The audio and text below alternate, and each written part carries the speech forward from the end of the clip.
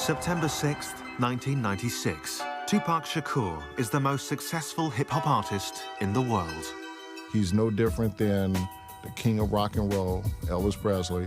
Tupac was a king of rap. To his legions of fans, he's the ultimate gangster rapper.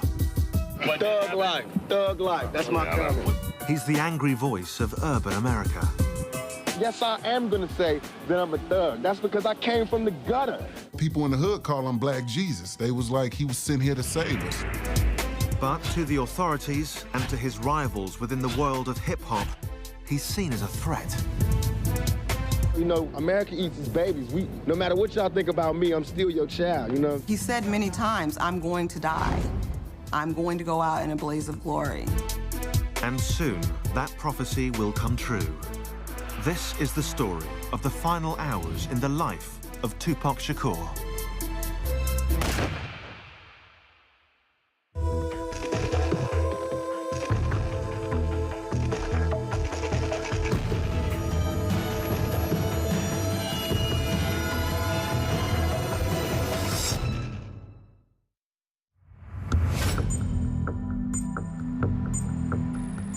Los Angeles, California.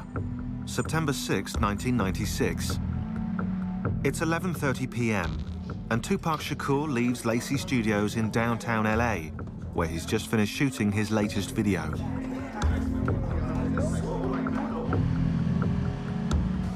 After scoring 6 top 10 singles in the last 6 years, Tupac is riding a wave of success that other artists can only envy. But in just 24 hours, that ride will come to a sudden and brutal end. After driving to his mansion in the LA suburb of Calabasas, Tupac, exhausted from the video shoot, steals a few hours' sleep.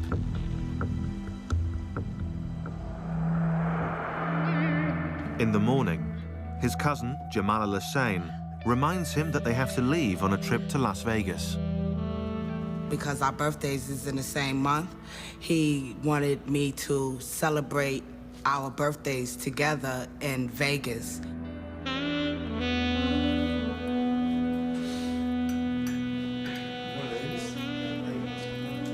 Tupac is going to Vegas to catch a boxing match and then play at a local club.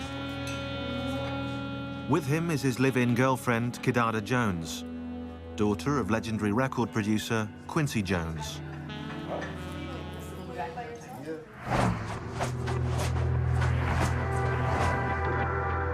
Within hours, they hit the road.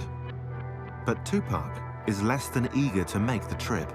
Pac didn't want to go, you know what I'm saying? It was obvious there was some other family issues that he wanted to deal with back in Atlanta, and he wasn't really keen on the whole Vegas trip, you know what I mean?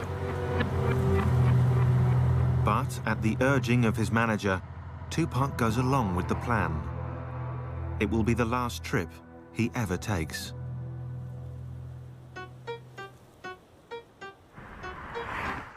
Five years earlier, back in 1991, the only plan for Tupac Shakur was making it to the top in the competitive world of hip-hop. And with his first album, Tupacalypse Now, Tupac was well on his way. From the start, he forged a powerful bond with his fans, rapping about the cold reality of life on the streets. When he put that pen to paper and he opened up his mouth on that mic, it was just, you know, God had to be working. It seemed like every song he wrote, his life was coming out. Like it was just taking the blood out of him. They got little Italy, little everything. They don't have a little Africa, they got the ghetto. And we think that that's ours. That's not even ours. That's just what was left over. His songs stood up for the powerless, the poor, the forgotten, those with no political voice in society. In 1994, Shakur clearly spelled out his philosophy in an album entitled Thug Life. But he wanted the ones who didn't think nobody gave a to see that he gave Thug Life, the hate you gave little infants.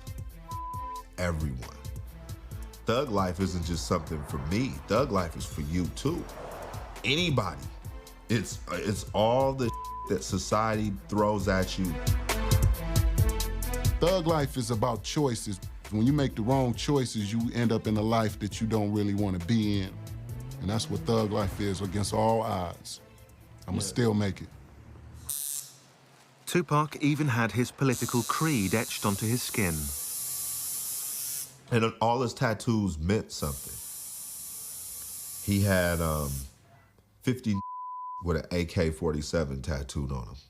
And what he believed is that 50 black men can do anything, if they put their mind to it, and they were all pulling at the same time in the same direction. Fans fell in love with his swagger and with his utter refusal to tone down his message. Was it incendiary? Was it crazy? Were the kids screaming at his concerts? Were girls tearing off their shirts? Were guys, like, you know, saluting with the pistol salute in the air? Yes, they were doing all that. And, I mean, that's hip-hop, that's rock and roll.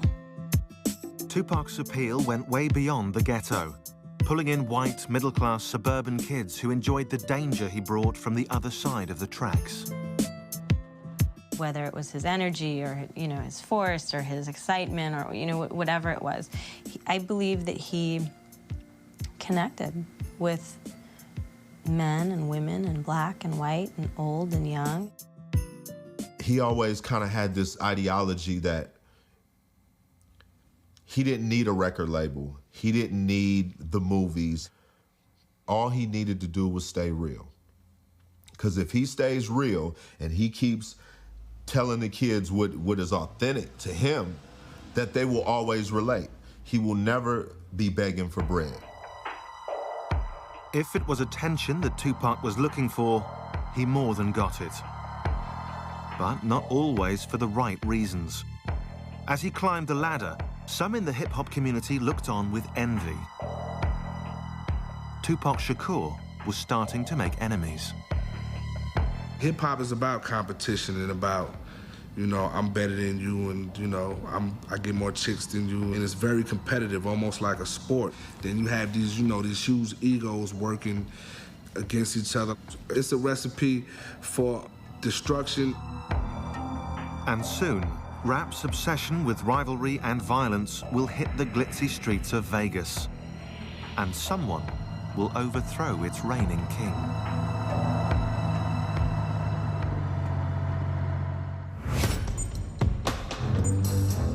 September 7th, 1996, 3 p.m. Tupac Shakur has arrived in Las Vegas, Nevada, where he's scheduled to watch a boxing match and perform at a local club. It's a performance he will never get a chance to give. In less than 9 hours, he'll be gunned down in cold blood. After leaving his girlfriend and cousin behind at the hotel, Tupac kills time before the boxing match by hitting the casino tables. At his side is his trusted bodyguard, Frank Alexander. We get over to the MGM, and he's gambling again on the crap table, and he's winning. He's winning big. He's doing really well. Yeah, I remember when we got to Vegas, I think Pac had about 10 grand in his pocket, and it was burning a hole in his pocket. He was trying to get rid of it as fast as he could.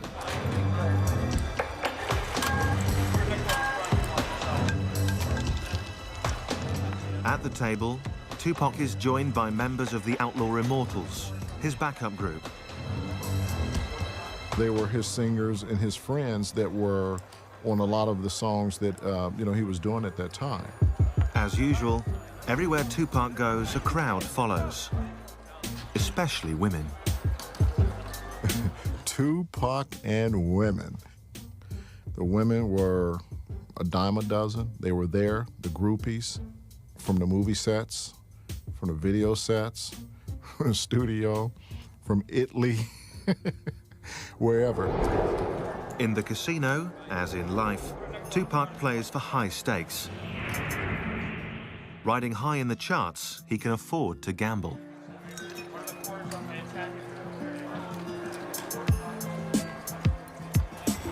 But 25 years earlier, on the streets of East Harlem, New York City, few would have laid bets on the future success of young Tupac Shakur. His mother, Afeni Shakur, a member of the radical Black Panther Party, was arrested and charged, along with 20 other members, for conspiring to blow up local buildings. I was captivated by the visualness of the Black Panther Party. I was captivated by the rationality of the Black Panther Party. And I was captivated by the sense of service of the Black Panther Party. For me, the Black Panther Party was a way to legitimately express my anger. Eventually acquitted of all charges and pregnant with Tupac, Afeni was released from jail after spending 15 months on and off behind bars. And on June 16th, 1971, she gave birth to Tupac Amaru Shakur, who she named after a South American Incan revolutionary, the name meaning Shining Serpent. So Shining Serpent is a brilliant spirit. I actually believed in 1971 that giving a child a name empowers him. But what did not help empower young Tupac was the absence of his father, also a Black Panther, who was rarely around. What he didn't have was that masculine figure in his life for a sustained period of time that would, you could go play ball with. Adding to that instability was crippling poverty, at times rendering Tupac and his mother homeless. But in 1986, despite those hardships, Afeni moved to Baltimore and managed to enroll her son in a unique public high school, the Baltimore School for the Arts. That was a really good experience for Tupac because the other students at the school were all artists. And the environment for artists is different. It's a lot freer. It's a lot less restrictive. In particular, he fell in love with acting and with rap music. I think Tupac always believed he could have it all. He could be an incredible and talented MC. He could be an incredible and talented actor. I think he saw no sort of boundaries or limits for, his potential. But in contrast to school, his life at home was stark. I had gotten hit by a man that I was having a relationship with. And that had a very bad reaction on my son because I wouldn't allow my son to beat the man up. And that was a real breach for Tupac internally.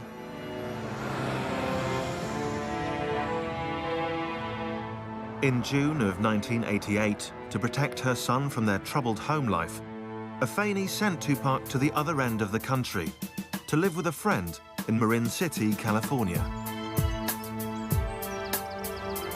But the 16-year-old quickly discovered he had simply traded one nightmare for another. Marin City, one thing that they're known for is a fist fight. Tupac was a little bitty guy. Even him, fully bulked up, is still a little bitty guy, which makes it even more incredible the kind of the guts that this dude has, because he fears no man, woman, child, animal, none of that, because they can only kill you one time. Soon, Afeni joined her son in California. But any hope of a happy family reunion was made impossible by her own personal struggles. My children and I have a bond that is based on the truth and trust. And the bond was broken with a lie. The lie being, I was using drugs, but I can handle it. That's a lie. That lie cost me dearly. Me talking about that period is different from them because in reality, I found drugs, is what I did. I found the answer. My answer was crack. But despite his contempt for his mother's addiction, Tupac too drifted into the world of narcotics. He probably sold drugs for about a week. His reason for stopping was because his heart was too big. You understand? When someone brings you their wedding rings and they say, here, I'm gonna give you these wedding rings for some crack. You're like, man, it's that bad? It's come to this? And he quit. He said, I'd rather starve or I'm gonna make this rap thing work. At 17, Tupac hooked up with neighborhood friend Ray Love to create his first real group, Strictly Dope. We didn't fear nothing. We would jump on the stage and perform right now. We didn't need no trays of food. We didn't need a special type of mic. We didn't need a rider. We didn't need a limo. Nah, just give me just one mic, man. Tupac's ability to use that microphone would carry him clear out of Marin City and eventually to Las Vegas, where the world's greatest rapper would be silenced forever.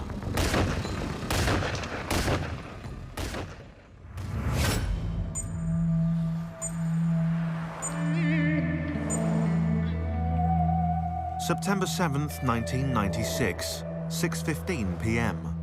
Since arriving in Las Vegas almost 4 hours ago, Tupac Shakur and his entourage have been taking it easy, gambling at the casino and enjoying a few drinks. But in just 5 hours, Tupac Shakur will be gunned down by a cold-blooded killer.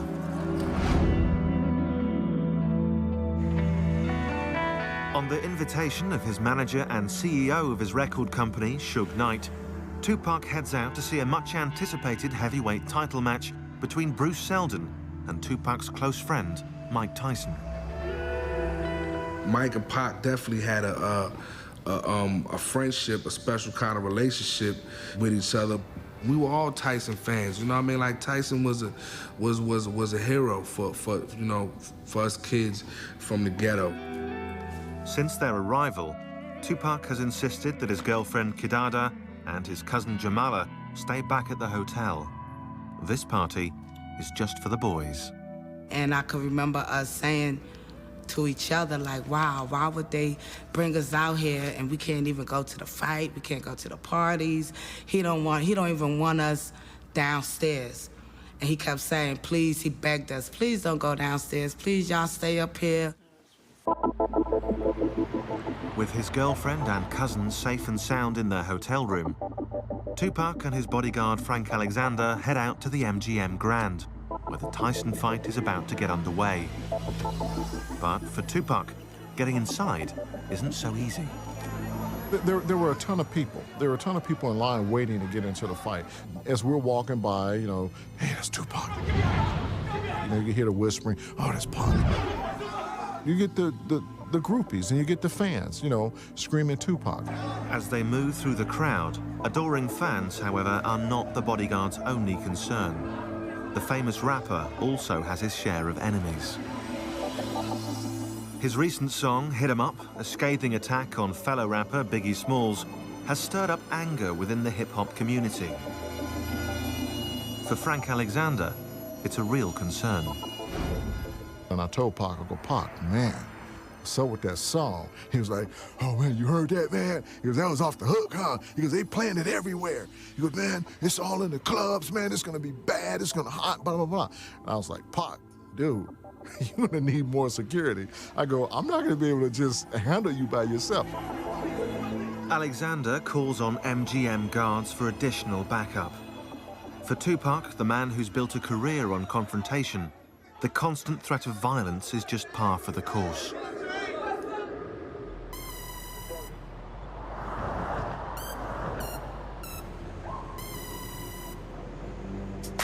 But back in 1990, only 6 years earlier, few had ever even heard of Tupac Shakur. Still down and out in Marin City, California, and desperately trying to break into the music business, he caught the eye of established Oakland rapper Shock G, who offered Tupac a gig as a dancer in his group, Digital Underground. He saw Pac had no home to go back to, and, you know, he gave him an opportunity. It was just the break Tupac had been waiting for. Suddenly, the teenager was circling the planet on a world tour. Tupac had a lot of fun running around with Digital Underground. They were calling from Japan, and they were calling from London, and they were calling from Italy, and they were calling from Australia. A natural showman, Tupac graduated from just dancing to stepping up behind the mic. The move was an immediate success. Pac was a master at, he could take your style and do it a little bit different or a little bit better than you. And that was something. And so that's how he dealt with every situation. Soon, Tupac had his first record deal. And in November 1991, Tupacalypse Now was released.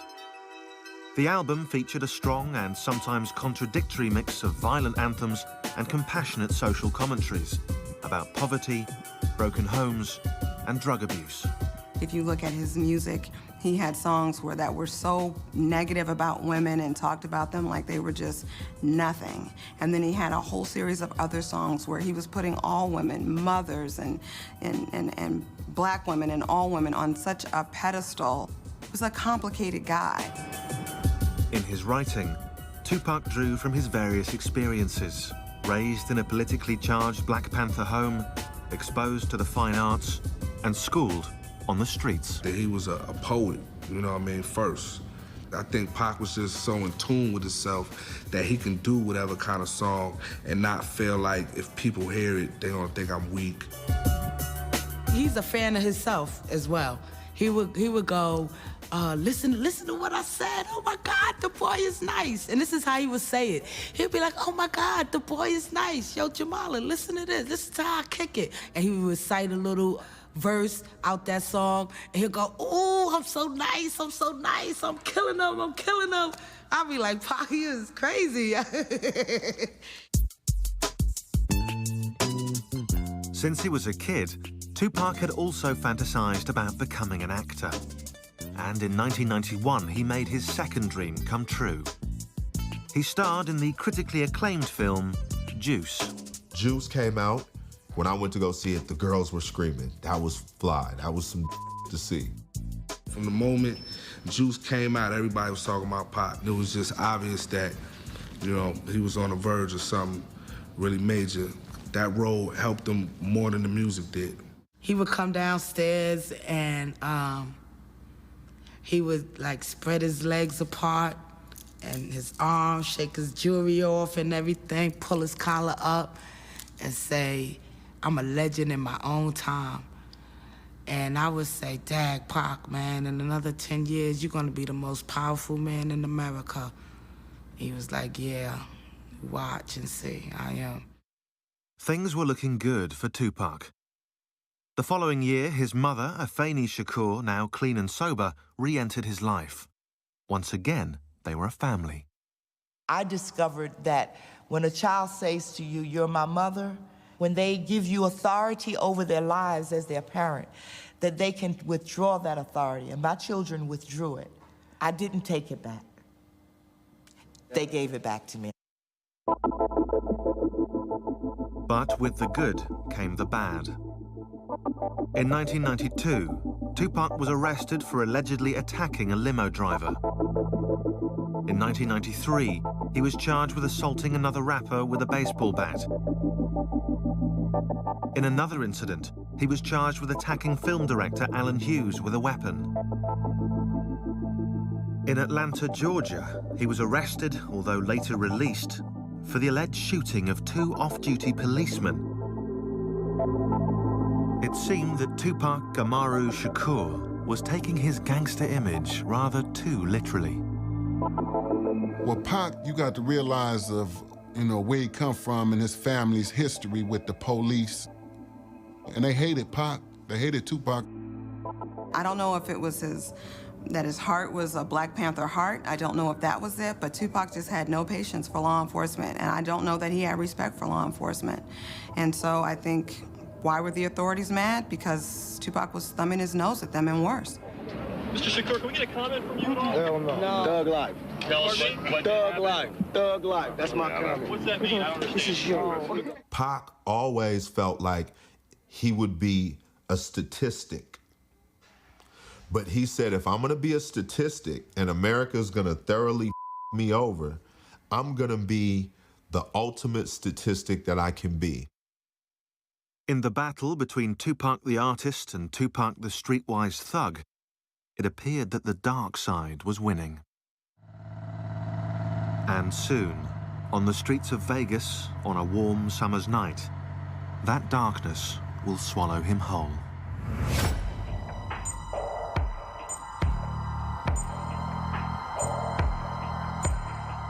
September 7th, 1996, 8:35 p.m.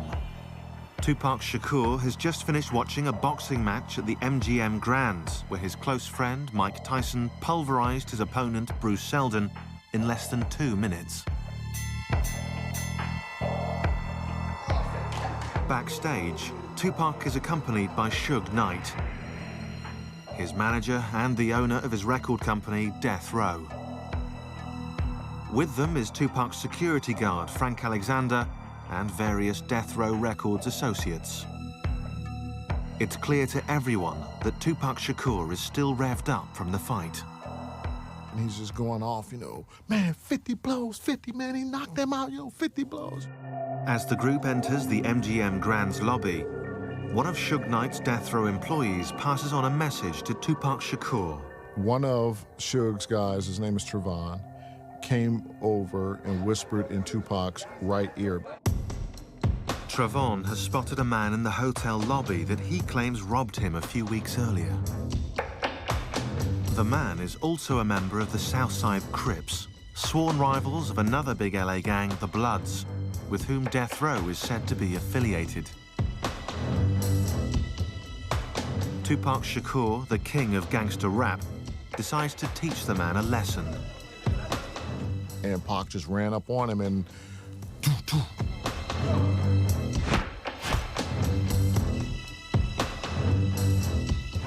Fired up by the boxing match, the Death Row entourage, including its CEO, Suge Knight, joined Tupac in the feeding frenzy. In the chaos, Frank Alexander pulls Tupac from the brawl. I grabbed him and got him out of the fight. Orlando Anderson's on the ground and everybody's kicking at him, beating him down. 2 years earlier, in New York City, Tupac was involved in a different kind of battle, a fight for his very life. On November 30th, 1994, in the lobby of a Times Square recording studio, he was robbed of $40,000 worth of jewelry and shot 5 times at close range by a group of unidentified black men. While police wrote it off as a random robbery, Tupac saw it as an act of retaliation by one of his many enemies within the hip-hop community. And personally, to me, you know, it could have been a setup, or it could have been whoever came through the door. Because Pac never thought nobody would do nothing to him, because he felt he represented the black community and nobody would... No. That don't go down like that. And that's what I try to get over to him. They don't go down like that. I don't care who you is. They'll take you down. Tupac had become a moving target. His aggressive music had angered both police and community leaders. His verbal attacks on other rappers had created friction within the world of hip-hop. As a rich and powerful black man, everybody was lining up to take a shot at Tupac Shakur.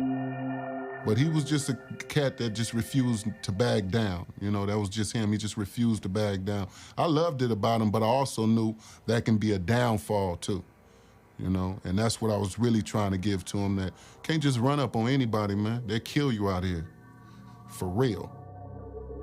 Tupac knew where he lived. He knew what the system was. He knew what he agreed with and what he didn't agree with. But he also knew that if he didn't make an effort to make capital in a capitalist society, he wasn't going to be able to do anything that he wanted, you understand? Tupac's image as a thug was catching up with him.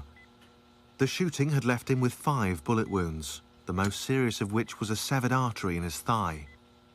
Tupac was paying the price for not only writing about our violent culture, but also for being a part of it. This is all about my image. Has nothing to do with me. This is all about my image. It's like MTV, all the papers, they building me up. Now they destroying me on the same image that they perpetuated. You know what I'm saying? I'm selling records. This is what I do for a living. I'm selling records. Don't get it twisted. This is not my real life. This is not how my real life is supposed to be. I'm not supposed to be really having all these villains in my life. You can't blame a rapper for murders unless you're gonna blame Arnold Schwarzenegger for all the people he killed in Terminator. You know what I'm saying? How you gonna blame a rapper when we only speak it, and then you got actors who show it, but you don't blame them? Less than 5 hours after his operation, and against doctors' advice, Tupac Shakur checked himself out of the hospital. He had other problems to deal with. The rapper was due in court to face rape charges brought by a 19-year-old woman. Charges he angrily denied. Why am I in court? You know what I'm saying? Get my life ripped apart. But I'm here, I'm gonna go through it just to show that I have faith in the American system. But soon I'm gonna go crazy. Acquitted of sodomy and weapons charges, Tupac was instead convicted of forcibly touching the woman's buttocks, a felony sex abuse charge. He was given the maximum sentence, up to 4.5 years behind bars. To his legions of fans, it seemed that the law was making an example of Tupac Shakur. Pac was the one that had the biggest mouth and would say it the loudest and say it to anybody, you know what I'm saying? It was times where he said it even to his mother. I'm loud, I didn't shut up. But I didn't think they was gonna take it this serious. Me keep talking out, I didn't think it was gonna be a matter of life and death. What did you do? What happened? Can you tell us? While at the Clinton Correctional Facility in upstate New York, Tupac seemed to undergo a startling transformation. The king of gangster rap publicly denounced thug life. Well, you got to realize when Pac was in jail, you know, jail will make you start thinking. And you're gonna do anything you can to get out of jail, you know? So, to me, when he denounced thug life, it was like, you know, I'm only playing. Let me get up out of here. But getting out of there wasn't so simple. Obviously, Pac was in a dire position, being incarcerated and, you know, his money being dwindled down because of all the cases and, you know what I mean, fighting these bogus lawsuits and all of that. In exchange for signing with Death Row and taking him on as his manager, Suge Knight promised to get Tupac out on bail. And soon enough, the all-powerful godfather of hip-hop made it happen. I never saw the contract. I just remember the phone call. You know what I'm saying? Calling us saying, you know, I'm on Death Row now. You know, I just signed with Death Row. They tried to control Tupac. Even when they sent him to Death Row, they thought Suge was gonna be able to control him. But you know, that was just like putting a flame with some dynamite. That's gonna blow.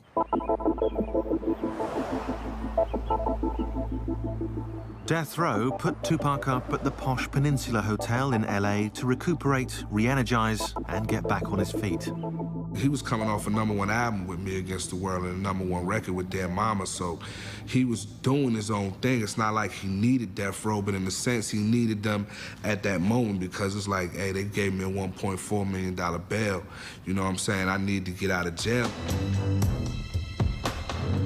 The master agitator was free and eager to get back to what he knew best, holding up a mirror to society's ills. Once he got out, it was like all the anger that was built up while he was sitting in jail came out all at one time. But soon, in a hail of bullets, that mirror will be forever shattered.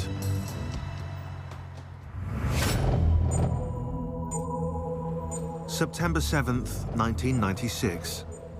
9 p.m., Las Vegas, Nevada. After beating up an alleged Crips gang member in the lobby of the MGM Grand Hotel, Tupac and his entourage make their way back to their rooms to change before heading to Club 662, where Tupac is scheduled to play. In less than 3 hours, Tupac Shakur will be left for dead. I remember Tupac coming back to the hotel, and he was really excited. So he came upstairs and he was like, Jamala, you wouldn't believe it. I did a 1-2 on a dude. I knocked him out. I did a Mike Tyson on him. He didn't really get into details about who he was fighting or what the fight was about, but he was really happy that he got a chance to test his ring out on somebody's face. While getting dressed, Tupac decides not to wear his bulletproof vest, a garment not out of place on a man with so many enemies. I remember Castro saying to Pac, you know, you should put your vest on. I think you should wear your vest tonight. You know, Pac saying, nah, it's too hot. I don't want to wear my vest tonight. It's too hot for that. Normally, he wouldn't leave without it, but this time he left it. He didn't have it with him.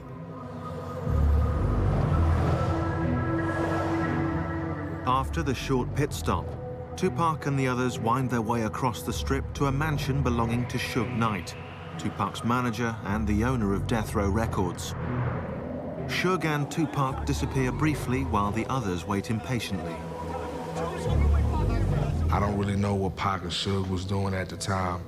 You know what I mean? I just know we was waiting and I was ready to go.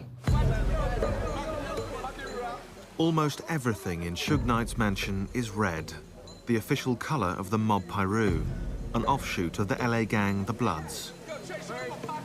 He wore a lot of red. You know, it was his choice of color. He was from Compton. His hood, his set were of, you know, Bloods. So by him wearing red, if that's what he was representing, then that was on him. Some felt that by associating with a record label connected to the Bloods, Tupac was making himself yet more enemies. This time with the Bloods' arch rivals, the Southside Crips. But his bodyguard, Frank Alexander, saw it differently. Tupac was not gang-related. If you want to represent a color with Tupac, it would have been green, and that's the color of money. After about half an hour, with Tupac and the others ready to leave for Club 662, Tupac makes an unusual request to his bodyguard. I was walking to the car with Suge and with Tupac, and I was actually opening up the back door to get in the back seat. And Pac stopped and said, no, take the keys and go drive the Lexus with the Outlaws in it, because we're going to be drinking and you're going to be the designated driver to drive us back after we've finished partying over at 662. Tupac's last-minute arrangement comes at the urging of Suge Knight, who wants to talk privately with his star rapper. The procession snakes its way back to the Vegas Strip for the concert at Club 662, a concert he will never get to play. Less than a year earlier, Tupac had seemed invincible. He'd survived a point-blank shooting in New York, he'd survived jail time in a maximum security prison, and he'd emerged more popular than ever. His first album with Death Row, All Eyes on Me, took him to the top. Within 3 weeks, the album went platinum. Yet, despite this success, Tupac decided that when the time came, he would not renew his contract with Death Row Records. Tupac was ready to leave the record label, and there was a reason for it. So, you know, that reason only his mom and the immediate people within his camp would know what that reason was. Privately, Tupac believed that Death Row was not giving him a fair cut of the money he was bringing in. But Death Row was not Tupac's only problem. He was also fighting with an old rival, New York-based rapper Biggie Smalls, who he'd attacked repeatedly in his songs. Their feud fueled rumors of a war between East Coast and West Coast rappers. Well, the East Coast-West Coast beef was like a mirage. It wasn't true, you know, because all Pac is from the East Coast, all the Outlaws from the East Coast, you know? It was just a beef that he had with Biggie. Tupac had spent the last 6 years fighting with the cops, the courts, other rappers, and now violent gangs. It was getting increasingly hard to tell his friends from his enemies. Tupac had a lot more enemies than just, you know, Joe Blow rapper across the country. He comes from a family of people that don't just talk, they act. And they're educated. Pac's big mistake was speaking truth to power. And that's one thing when you're talking about a faceless government or the president. It's a whole nother thing when you're talking about people within the industry that you work or people within the streets. He didn't just speak truth to power when it came to the cops. He said about the dope dealers. He spoke truth to power all the time. When you have that level of honesty, they don't want you here. No one does. And now, as Tupac rides to Club 662 with Suge Knight, he has no idea that one of those enemies is about to strike back.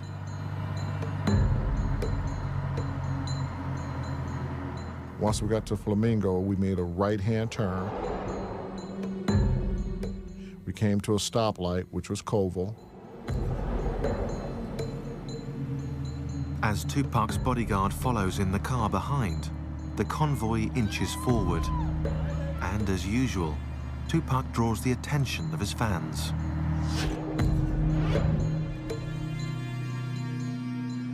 Then, suddenly, out of nowhere, a white Cadillac. As it got closer to the BMW, the arm came out and the gun just started firing.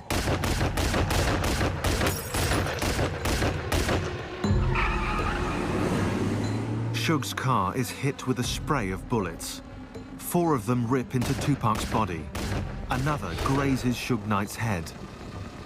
And after the Cadillac shot into the car, I thought they were dead. My reaction was to run up to the car, and instead, the car took off.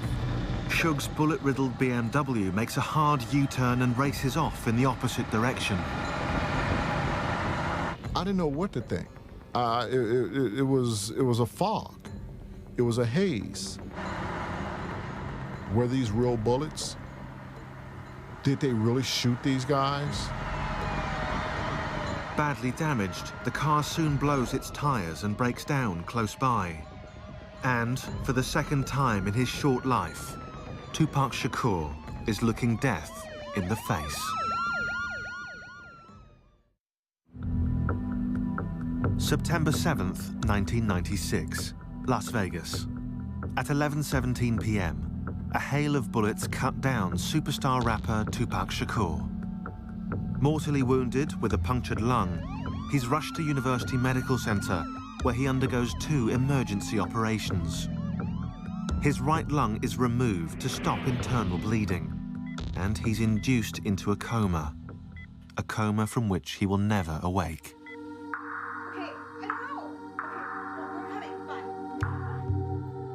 He was cussing and crying and mad.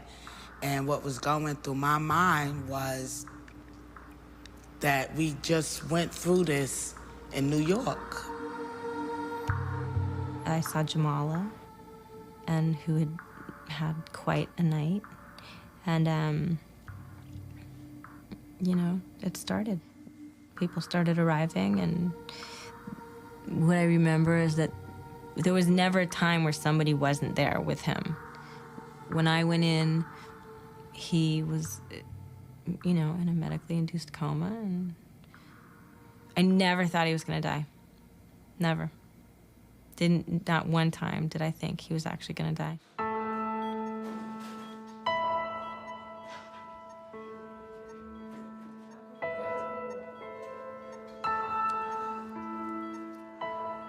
When I first seen Tupac on the hospital bed, and he had all these tubes connected to him, and I knew then that he was gonna have to fight for his life. For 6 days, Tupac remains in a coma.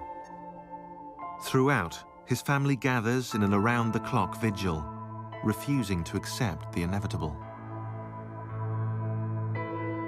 We all had this thing, and I guess he did too, is to where, like, Pac is indestructible. So when he got shot the second time in Las Vegas, we were like, man, it's Pac, dude. But on September 13th, 1996, at only 25 years old, Tupac Shakur's short but violent life comes to an abrupt end. His death leaves many feeling lost. When he dies in the street, whoa, man, what is going on in America, man? What is going on in America where you make it and you still don't make it out? Meanwhile, the criminal investigation into Tupac's murder is stonewalled when witnesses refuse to cooperate. Theories on who pulled the trigger are rife. Some suggest a revenge attack by the Crips for the beating in the MGM lobby. Some point the finger at longtime Tupac rival Biggie Smalls, who will also be shot to death 7 months later. Others still speak of a setup by Suge Knight, who knew Tupac was planning to leave Death Row Records. Whatever the truth, on the streets of LA, retaliation for Tupac's death comes fast and furious. Over a 10-day period, 12 shootings erupt between rival gangs. 3 are killed, 22 are arrested. In death, Tupac becomes even more popular. He goes on to sell over 75 million albums worldwide and enters the Guinness Book of World Records as the highest-selling rap artist of all time. They lost a great man. They lost an activist, a poet, a rapper, a brother, a friend. He was one of the great ones. Yeah, he was. He's not a perfect person. He's not a perfect rap star. He's not a perfect pop star. I think people liked him all the more for that. That sense of humor, man. Dude was funny. It's not all, not all what you see, the toughness and the bravado and all of that. We did more laughing than we did any of that tough gangster. His mother, Afeni, takes the family reins. In 1997, the Tupac Amaru Shakur Foundation is created to provide training and support for creative students. That same year, the University of California, Berkeley, offers a course entitled The Poetry and History of Tupac Shakur. I speak to him all the time because it matters to me what he thinks about what we're doing. It matters to me. So I believe that he hears me. To this day, Tupac Shakur's killer has never been found.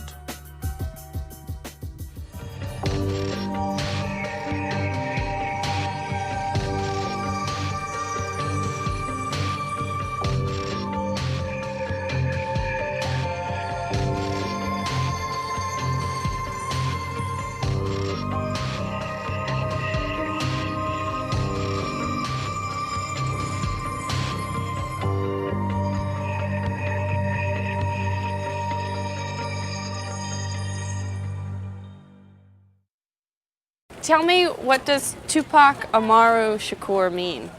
Okay, it means, I was named after this Inca chief from South America whose name was Tupac Amaru, but it's a lot of people named Tupac Amaru. It's like a whole tribe named Tupac Amaru. So my mom named me after this Inca chief, and I think the tribal breakdown means like intelligent warrior, something like that. But I see. He's a deep dude. He is. If I go to South America, they're gonna love me, I'm telling you. It's like you don't even want to see me. They call this place Weirdo Beach. I don't know, it ain't that weird to me.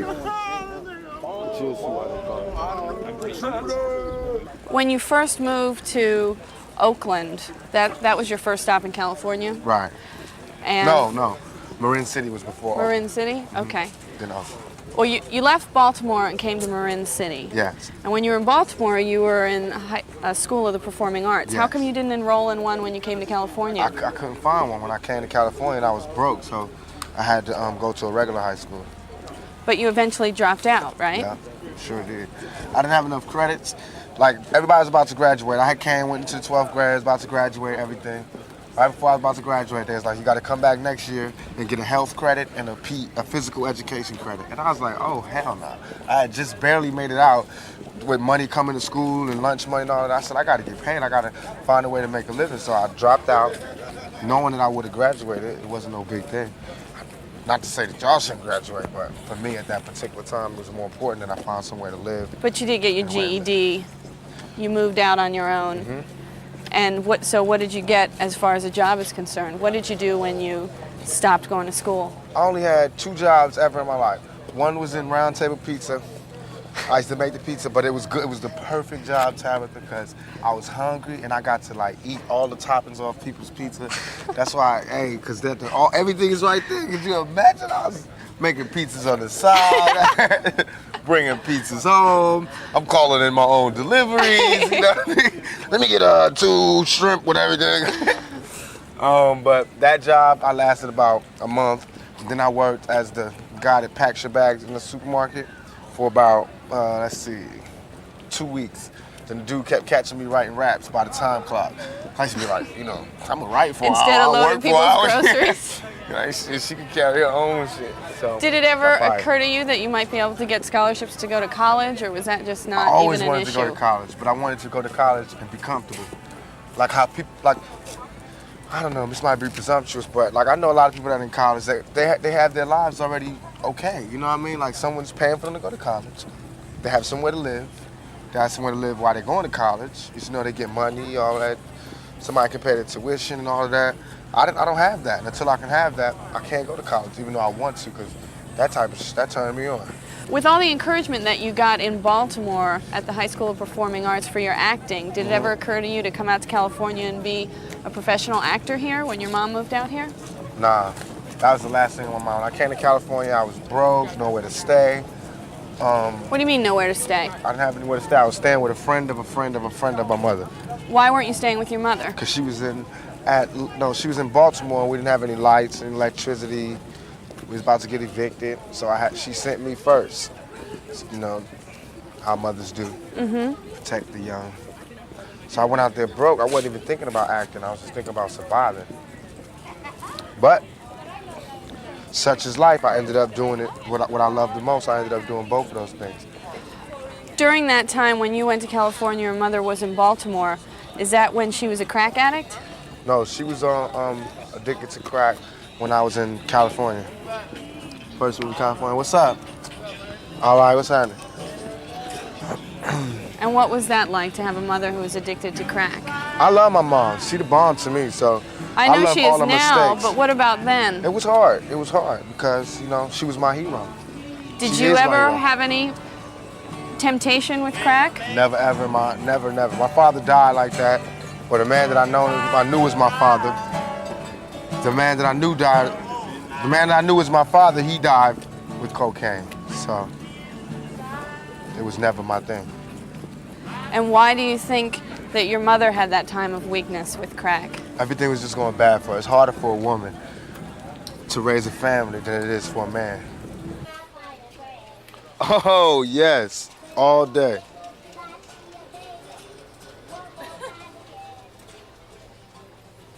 What you think? A little bit of me? Tip it to the side, a little something.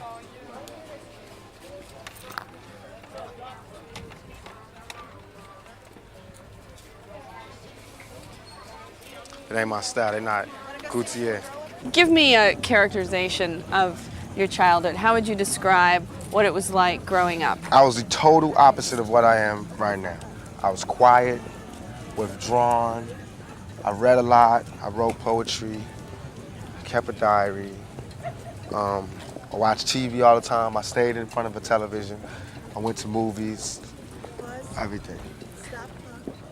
What did you do that was, it seems like going from a homeless shelter to a project or having to worry about having enough food on the table must have been very difficult. How did you deal with that? Were there any therapeutic ways for you to heal yourself? I smoked weed. I hung out with the drug dealers and the criminals, and I got... And that made you feel better? Interestingly enough, yes, because they have those same problems, and they found a way to get out of it. As a kid, this is what I was thinking. And so did you end up selling drugs also because those were your I think I tried models? selling drugs for maybe 2 weeks. Then the dude was like, "Oh man, give me my drugs back," because I didn't know how to do it. I sell, somebody didn't pay me back, I'd be like, oh, it's okay. Smoke most of it? Yeah, no, I never smoked it. Never smoked it. I just be like, it's okay, you don't have to pay me back. Dudes would give me their watch and say, you know, give me this amount for my watch. Like in your pawn shop all the Yeah, time? and I give him his watch back, and he didn't give me no money. So dude's like, no more for you. So then the dope dealers used to just look out for me when I would come back from school. They'd just give me money and be like, don't get involved with this. Get out there, do your dream. So they was like my sponsors. You need to get him on film. Well, that boy say Tupac watches. Tupac watches, I got it right. You need to get him on film. Tupac watches, man. That's what they call it. You know what I'm saying? Right behind, he talking about Tupac watches. No, he getting his on. You got no with the entourage. No, man, I normally had that motherfucker. Oh, yeah, that's you got the real one on, huh? Yeah, no doubt, bro. I'm like, you got some that shit on. These live watches, go ahead, man. How business doing? Yeah, you gotta don't take that shit. You know, you the man. Nah, man, see, I want to keep don't take them out my hand. You just sell something. I don't want to mess up your thing out here. You gotta mess up that thing. Yeah. All right, man. Tupac, all right, man, you stay up, man. That boy say Tupac. Right here. Tupac autograph, $20. Right here, I got it. You're supposed to put I love you. I love you first. How did you go from making pizza to being in Digital Underground? I used to rap everywhere. I was one of those people, man. I put my tape in the tape deck. I interrupt talks, conversations to start rapping. So I met up one person hooked me up with another person, this lady named Layla. Introduced me to Adrian Gregory, who was managing Digital Underground. He was like, I'm gonna send you to Digital Underground, they're in the studio. You just rap for Shock G on the spot. If he like you, then I'll pick you up. And so what was your first interaction with Shock G? Was he totally impressed? Yeah, I just walked in, rapped for him. He's like, okay, good, you're in. Boom, boom, boom, I'll see you later. And I just left, walked out of there like, dag. Was he wearing that big nose thing Nah, for it? he was just chilling. He was just normal. Do you look back on those days with fondness or a little embarrassment? I look back with the greatest fondness. Those were like some of the best times of my life because... Well, when I mentioned Digital Underground to you yesterday, you were like, duh! No, because it just brings back like silly, yeah, I guess it's embarrassing too, but it's all funny to me, it's all good. The silly parts is like me running around in zebra print underwears and making simulated sex with blew up dolls and just, we had like the funniest, craziest show. I think hip hop need another Digital Underground right now. Do you ever talk to any of them anymore? No doubt, Shock G. He was involved with Me Against the World. He came to see me in jail. He did? Yeah, no doubt.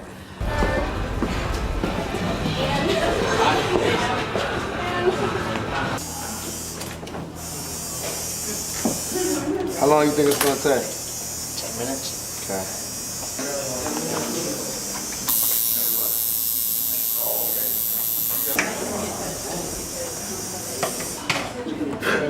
First, look at just in black. Yeah. Because with that, look at $40 minimum charge. At what point in your early life were you introduced to this quote-unquote thug mentality? When I was out there by myself, with nowhere to stay and no money. Which city? And in California? Bits of it was in Baltimore. Pieces of it was in Marin City. And then the rest came in Oakland. And what was your In first LA. introduction? Drug dealers or? Drug dealers, pimps, prostitutes. That's really it. Criminals. But they weren't like young, glamorous guys, you know. They weren't like, Well, they why didn't did you want to seduce hang me out like with that. them then? They the only people that cared about me at that point. When I had nowhere to go But you and said I was your mother hungry. always cared about you. She did, but she was lost at that particular moment. And she wasn't caring about herself at that moment. Being a man, I needed a father, I needed a male influence in my life. And these were the males. The other males who could have been a more positive influence on me were too scared to come where I was. Or they didn't have the money, or they didn't have the heart, or whatever. Well, tell me about not growing up with a father. Why didn't you grow up with a father? It's not just me, it's a lot of people, but I In your didn't because, I mean, the times that I came up and was like the late 60s, they were still having free love. You know, they was just hitting what they was hitting. And my mother got pregnant and wasn't really getting with the guy that She was got her married to pregnant. someone else at the time, No, she right? wasn't married. No? My mother was out just living her life. Thank you, I appreciate it. Thank you. And she got pregnant and had me. I didn't have a father. Did than you my know father. who the father was, your biological father? I still don't know who it is, for sure. I've never taken any blood tests. The guy who I knew was my father, who claimed to be my father, he passed away, he died. And is that legs? Yes, but then recently, after I got shot, this other guy came, was like he was my father, and he looks like me. He been in the jail to see me. His kids look like me. Well, what was that like? That was the bug out. I just woke up and he was standing over me. So In jail? when I was in the hospital, And what did he, I mean, do you believe him? I do in a way because he looks like me, and his kids look like me. Why don't you get a blood test to find out? It's scary. Is it pointless now? In a way, I mean, I'm not gonna love him anymore or love him any less, so it's pointless. Did he explain why he left? Yeah, What did he say? it was personal. It wasn't, I don't want to Okay. put his word. I'll tell everything about me, but I Right. don't want to No, that's give fine. out his business. That's cool. Can you tell me why you looked at legs as your father? Because the way my mom's told me was like, he didn't even care. He was like, yo, because he slept with her around the same time. So he was like, you had a kid? She was like, yeah. He came and saw me in the bed. I had a real big head when I was a little kid, same thing like right now. And he's like, oh, that's my son. No blood test, nothing. He was just like, that's my son. Took care of me, gave me money, but he was like a criminal too. He was a drug dealer out there doing his thing. So he only came, bought me money, material things. You said that you had to go through a lot of tough times on the streets and you had to suffer a lot of abuse as a child. What Yeah. kind of specific abuse are you talking about? I'm gonna write a book and tell everything. So you're not going to tell me? Then I wouldn't mean, get are no- we talking... Then I wouldn't get no money for my pain. I'd rather write a book about it. Get paid for my You pain. don't count all those #1 albums as money for your pain? Yeah, but I want to write about it to be deeper. All right. All right. Your mother has said that Tupac is always... Your mother said Tupac has always been the person who makes up the game. Yeah. Do you know what she meant by that? I don't know what she meant, but How do you interpret it? that I puts it down. You what? I put it down. I put it down. If it's about rap music, if it's about acting, whatever, I want to get into the head seat, to the front seat. So I do what I got to do to get to the front seat. I work hard. I got to be involved. I got to excel at it. It can't be a small thing. It got to be a big thing. And I believe that I'm a natural born leader. I don't really take orders. I can take orders because I'm a good soldier, but I like to give orders. I like to say, I like to follow my own heart, but I don't like to control other people. Right. I think everybody should be the leader. Well, that's why it confuses me. It seems like those characteristics are the characteristics of somebody who would want to find out who shot them. I don't understand why you can take 5 bullets and not be doing everything in your power to find out who did it. Because I'm saying, like, and then what do I do? Do you not believe that there's justice? Do you not And believe then what you do I have do a when I shot? find them? And then what do I do when I find them?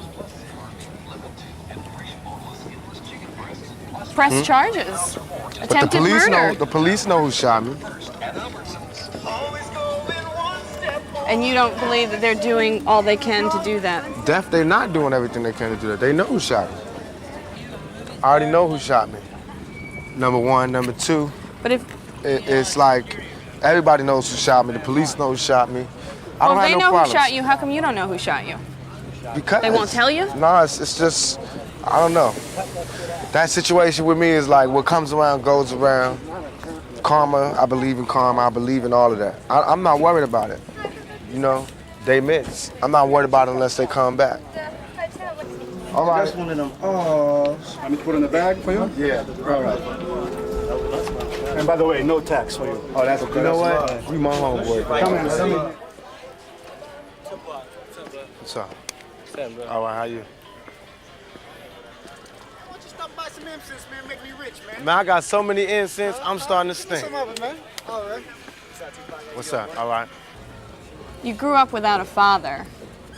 How do you feel like your life would be different if you had grown up with a father? I'd have had some discipline. I'd have had more confidence.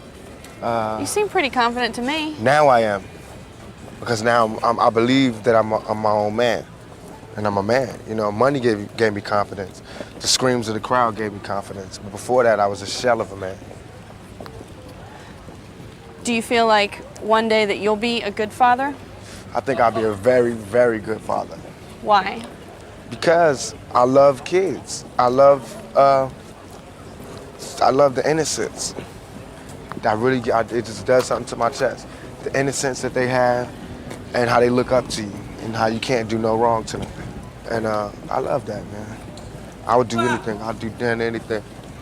I'd do damn near anything for them. All the kids in my life, my nieces, nephews, they get anything they want. They got the best Christmases, everything. They get whatever they want. I'm a sucker for them. But I wouldn't have any kids myself because I'm scared to bring any children into this world, especially any black children. For now For or right forever? now. Just for right now. Tell me about being raised by a mother who is a Black Panther. It was great to me because she taught me how to be more international instead of being local. And I did get some principles from her that'll always be with me. She taught me how to be community orientated. And I think my mother taught me to understand women a lot more than my peers can. You're in touch with your feminine side? I think so. I think so. How do you know? Because I can be around, I'm not uncomfortable around women. I'm not uncomfortable around strong women. I'm not, I don't feel more, I don't get like a predator thing going when I'm around demure females, you know? I don't get a thing like this when I'm around strong females. I like being around females, I'm comfortable. I can get with them on every level. To where I got homies that just get straight nervous around females. Weren't you going to maybe start a community center with Mike Tyson? I am. Is that progressing? Well, what I'm trying to do now is have this program where I'm gonna have like a rap league for like me. Tupac have his own football team, and Coolio have a football team, and Tretch have a football team. We all sponsor the team. Made up of kids in neighborhoods? Right. We sponsor the teams, have big games, probably get MTV to come do the World Series. Get like all the community people, like the churches to come out there and sell food, and get the fathers and the uncles to be security, and get the FOI and the deacons and everything, and bring the community spirit back. And then on the weekends we'll have like block parties. So I'm doing all this to raise money. Then we have like Get a Date, fundraisers, like people try to get a date with Tupac or Tretch or one of the other rappers. And where would the money go to? We'll have like a neutral center where we'll get the money together, and that'll be for, we're trying to get a community center in every ghetto in the United States. It seems to me that you are trying to distance yourself from a thug life mentality. Not that, I'm just trying to show who I am. That people locked up on one part of me that they really did not understand. So now I'm trying to do two things. One, help them understand the part of me that they didn't understand. And two, is to show that, you know, this is the type of things that young black males can do. We can do anything if you just give us a shot. Stop trying to beat us down. Tupac, your life has been marred by considerable pain. Do you think you'll ever get to the point where you can live a normal, happy life? No. But I'm going for it. I'm trying for it. And until then, I have to make the life that I do live as happy as I can and try to do the best with what I have. Live the best life I can live, be as happy as I can be. Nothing is perfect for anybody, I don't think.